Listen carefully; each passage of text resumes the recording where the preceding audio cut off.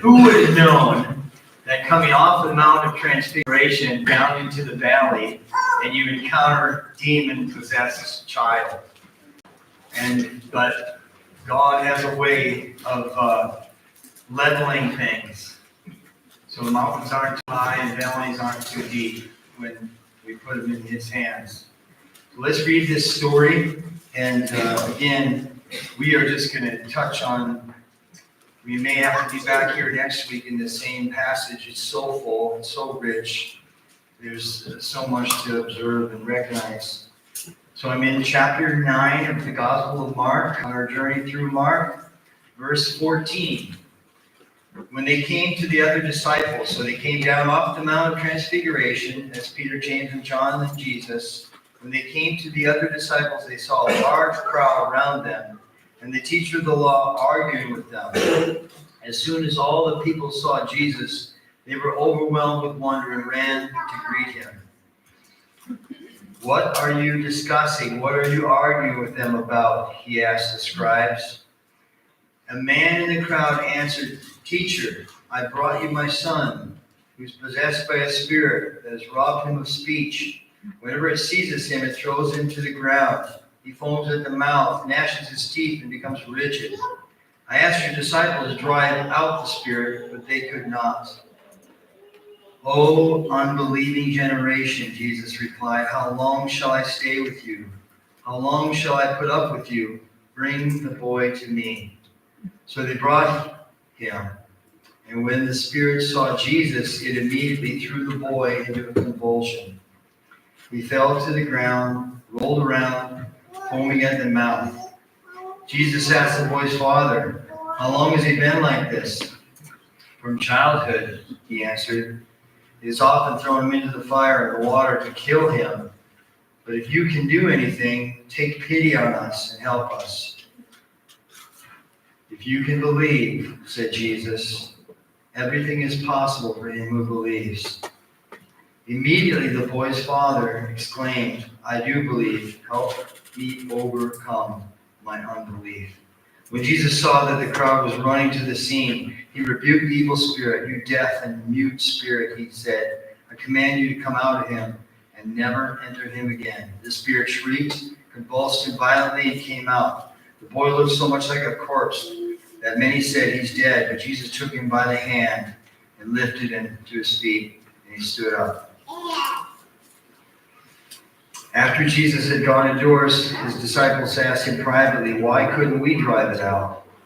He replied, this kind can only come out by prayer and fasting. If you were reading along with me just now, I was reading the NIV, and I inserted some words from the King James and the New King James that the NIV and most every other translation didn't include. And so I was puzzled by that. And so as I'm puzzled each time I go to the scriptures and try to ask questions. What is it that I need to see here that I don't see? What is it I don't understand that I need to understand? What is it I need to hear that I can't hear and have not heard? And so my prayer this morning is that God would open our hearts, each of us, as we encounter afresh this story. Because as we've seen from the beginning, Jesus is really attempting to expand everyone he encounters' worldview.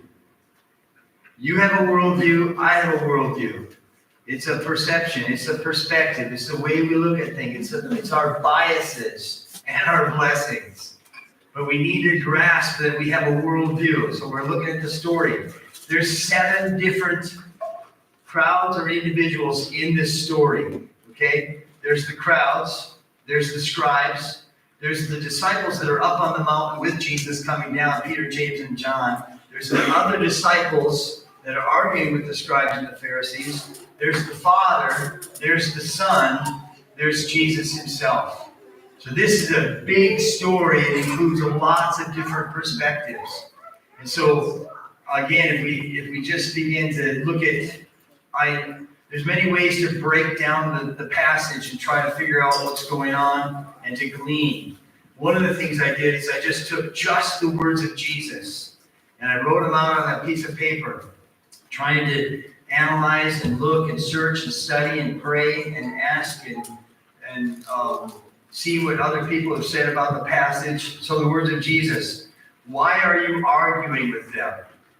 Okay? And in one sense, in the NIV, the question is asked like it's asked to the whole group. And you're like, oh, well, why are you arguing with them? He's coming off the mountain. The scribes and the Pharisees are there, the teachers of the law, the disciples, the Father, the Son, and they're having this argument. And so Jesus just says, why are you arguing with them? But the King James scribes, why are you arguing with them? You step back and going, okay, so is the question intended just for the scribes? Is it to everybody? The scribes don't answer, the Father answers. And then Jesus' next words are, get it? Aren't you putting the story together? The one who you're standing in your midst asking, can you help? Do you have any pity? Can you have mercy on me? Can you do something? And so he's saying, oh, unbelieving generation. And then you can say, how does the persons hear that? How do you hear that? You say, oh, that's the other people. I'm a believer. Then Jesus asked the boy's father, how long has it been this way? Now, we're going to look a little bit more at the father, but you think about maybe the father is at the end of his rope. And Jesus is, and if he doesn't know that he's at the end of his rope, because Jesus is saying, Jesus is acknowledging this has been a long time situation, hasn't it? And the father says, since he was a child, you might assume that he's still a child. But he says, since he was a young boy, since he was a child. So it could have been years and years they're dealing with this situation. That the father, and it's no mention of the mother, but they said that when we brought the boy to him, maybe the mother's there. It would not be uncommon for her not to be mentioned in this patriarchal system, society. So they brought the boy to Jesus. They brought him to Jesus. And so then the next phrase that Jesus says, the Father says, can you do anything? Can you do anything? And in that I hear hopelessness. I hear the years of however long this has been going on in the Father's voice. Can you do anything? Can you have pity on us? Can you help us? And then Jesus says this phrase that's been haunting me, if you can. And the NIV doesn't include if you only believe. It says if you can. Everything is possible for him who believes. So there's an implication there that belief is an option. That belief is an exercise. Belief is a choice. Belief, he's inviting the Father, okay, listen, you may come to the end of your rope. And I want us to think together now. Think about what the story is saying. It says that the boy has a dumb spirit. That means he has no voice. He can't answer any question. He may not understand totally what's going on. It says he has a dumb spirit, and the spirit often throws him into the fire or the water to kill him. And this has been an ongoing thing. Then you start to think, step back a little bit and go, hey, what do you think the crowd, what do you think the scribe's opinion is of the parents of this child? That kid is showing up, however old he is, but he's no longer a child. Since he was a child, this has been happening. He's showing up to the scene, and he's scarred.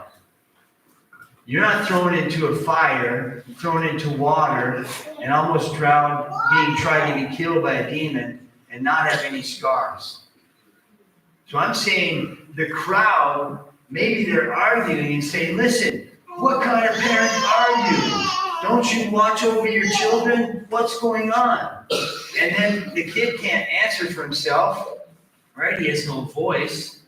And so what about the people that have a situation that's gone on, any one of us? We've had a situation that's gone on for a long time in our lives. And people start to wonder, right? People start to ask questions. Maybe you wonder, maybe you ask questions when you look at other situations. And I'm talking about relationships and families. There's a lot at stake here. Where's the Father bringing his problem? He's still going to Jesus with his problem.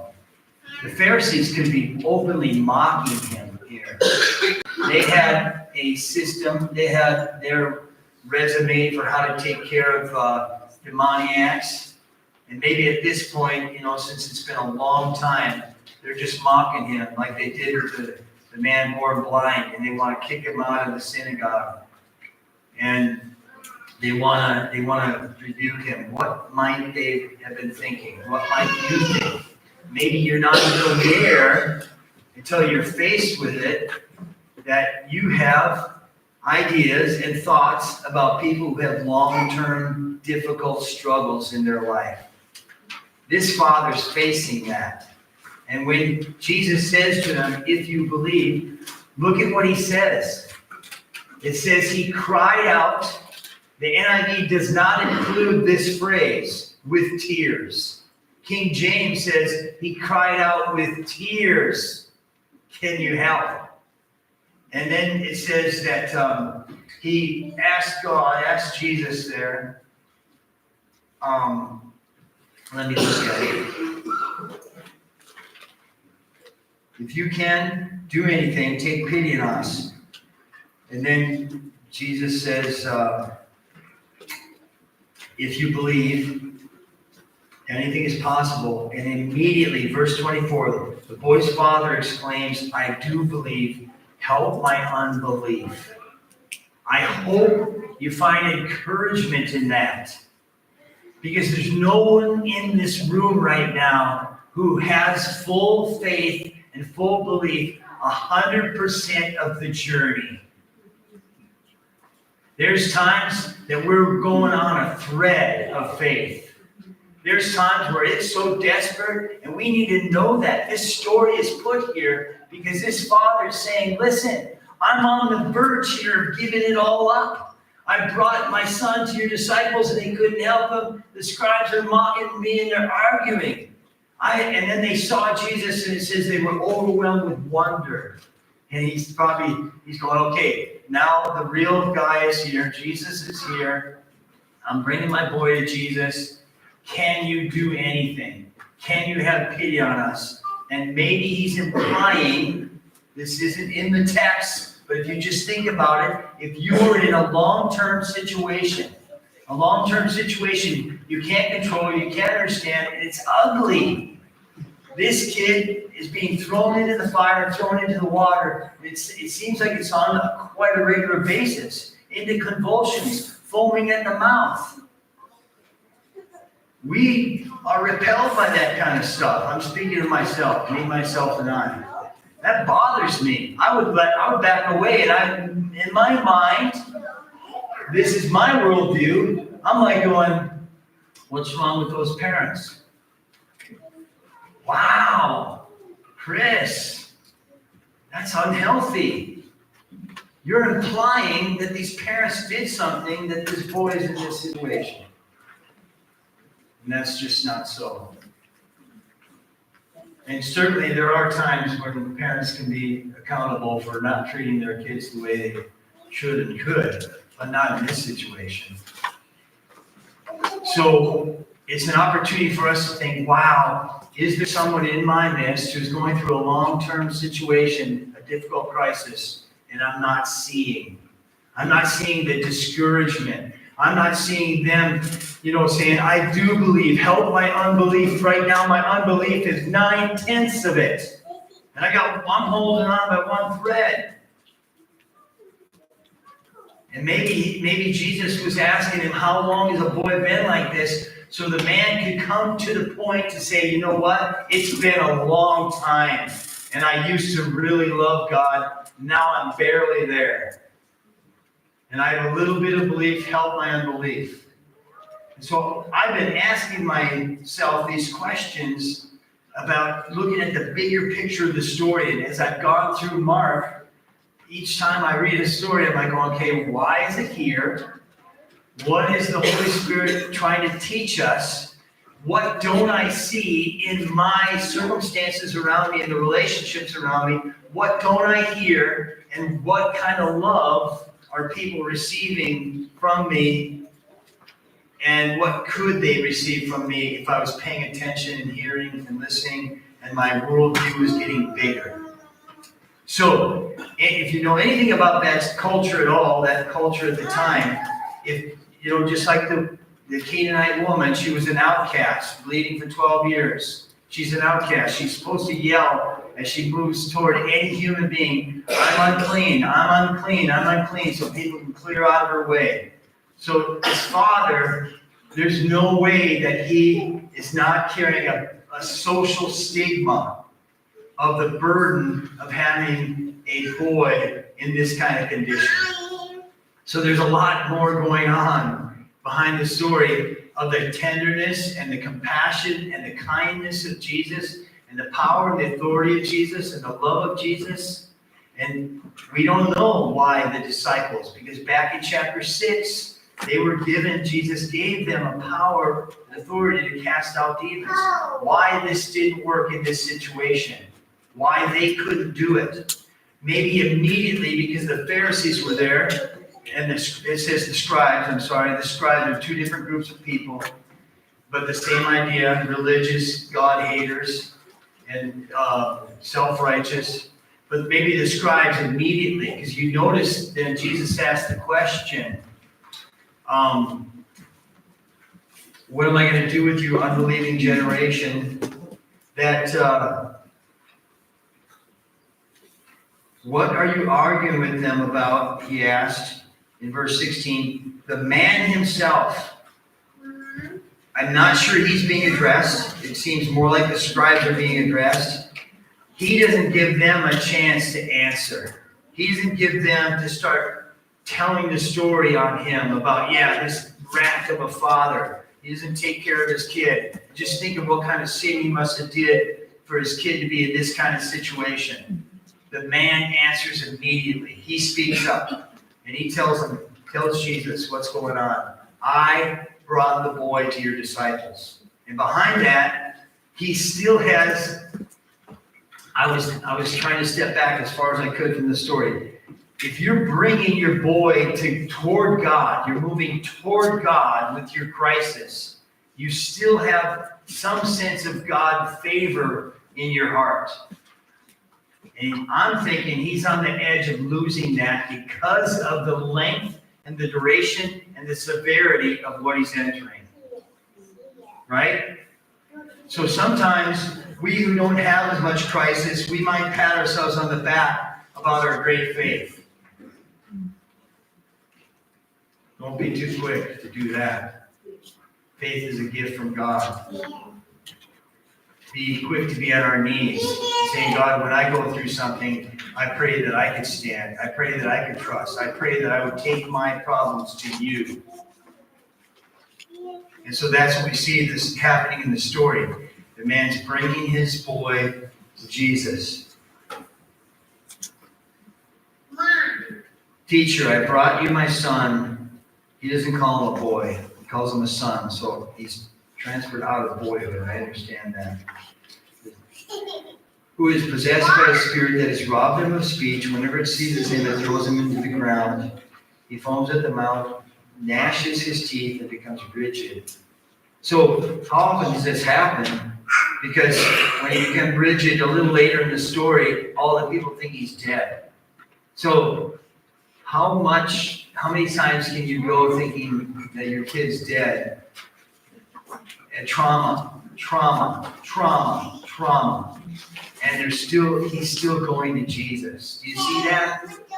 But maybe it's a thread. Help my unbelief. So now, just take a couple minutes on the statement where Jesus says, in the NIV, he says, if you can, and it doesn't include the little phrase, if only you believe. It's a question. And I was like going, okay, what is going on here? Is Jesus inviting the person to have faith when he's just received ridicule from the scribes, he's just received inability from the disciples, and Jesus is saying, where's your faith? Hold on to that thread. Your faith is good, rightly placed. Hold on to it, because if you only believe, anything is possible for those who believe. Now, be careful. Anything is possible for those who believe. What is Jesus trying to communicate? Because there's two extremes here that need to be acknowledged. One is the name it, claim it idea that anything I believe, I can create truth. I can create my own reality. Anything I want to believe. The Bible says if I believe, anything is possible.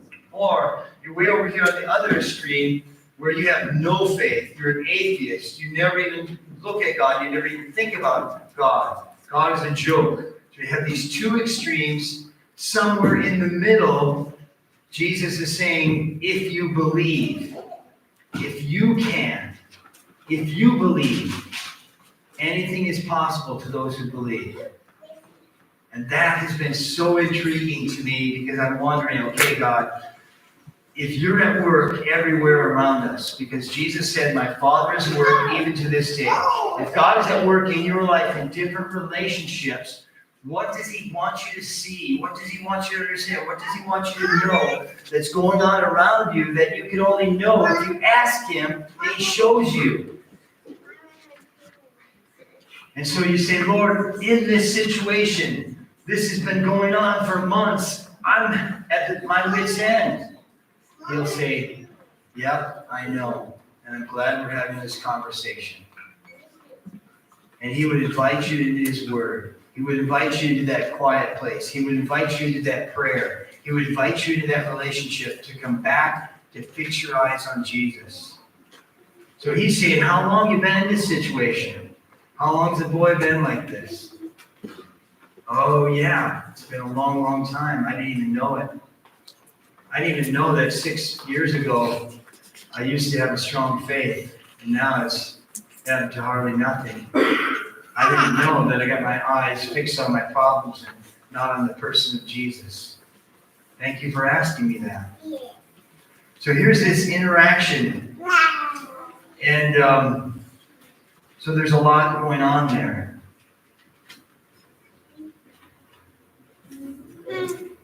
And, you know, to be aware that you wouldn't say every epileptic seizure is a demon, and how would you discern all that? And how would you say that there's no epileptic seizure that's not demonic? How you would discern that? It just seems to me that we need to be careful in our reacting and relating with one another and encouraging one another to continue to keep our eyes fixed on Jesus, to keep our faith at, I wanted to say full strength, but what would full strength faith look like? I'm not sure there is such a thing as full strength faith. I think that faith is like a muscle. It needs to be exercised on a continued basis. And so there's a couple, as we close, there's a couple things. There's hope for anybody who is moving toward Jesus. He is gracious, he is kind, he's compassionate. He understands and he knows the weight you're carrying.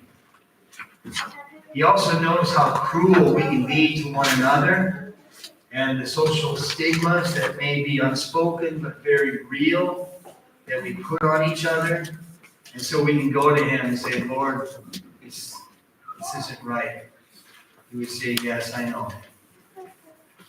And let's have a chat about that. And he would draw us close. We see the compassion and the tenderness of Jesus and the invitation also to believe.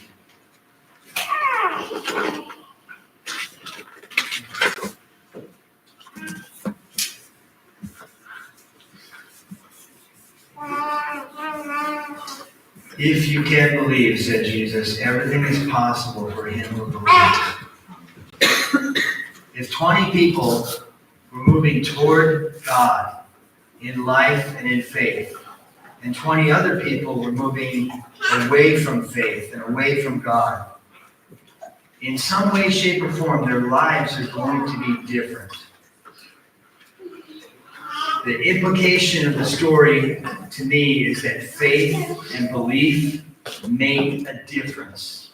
They make a staggering difference in our lives. And maybe sometimes we can't see it, but it's there. And so Jesus invites us to continue to come.